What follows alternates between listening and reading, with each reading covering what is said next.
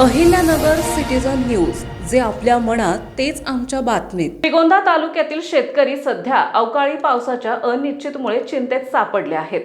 मागील काही दिवसांपासून वातावरण बदल होत असून ढगाळ वातावरणात सतत बदल होत असून ढगाळ हवामान यामुळे पिकांचे नुकसान होण्याची भीती व्यक्त केली जात आहे। तालुक्यात सध्या रब्बी हंगामातील द्राक्ष, डाळिंब, गहू, हरभरा, कांदा आदी पिके काढणीच्या अवस्थेत आहेत। अशा वेळी जर अचानक अवकाळी पाऊस आणि गारपीट झाली तर शेतकऱ्यांच्या हातात आलेले पीक धोक्यात येण्याची शक्यता आहे।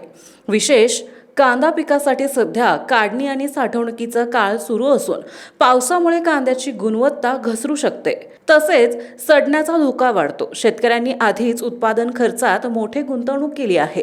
बाजारभाव अपेक्षित मिळत नसल्यामुळे त्यांची आर्थिक घडी विस्कळीत होण्याची शक्यता आहे। त्यातच अवकाळी पावसाचे वातावरण असल्यामुळे शेतकऱ्यांमध्ये चिंतेचं वातावरण आहे। शेतकऱ्यांनी हवामानाचा अंदाज घेऊन पीक साठवणुकीचे नियोजन आणि आवश्यक ती खबरदारी घेऊन पिकांचे संरक्षण करण्याचे आवाहन कृषी तज्ज्ञांनी केले आहे। आपल्या परिसरातील बातम्या पाहण्यासाठी चॅनलला सबस्क्राइब करा, व्हिडिओला लाईक करा आणि बेल आयकॉन दाबायला विसरू नका।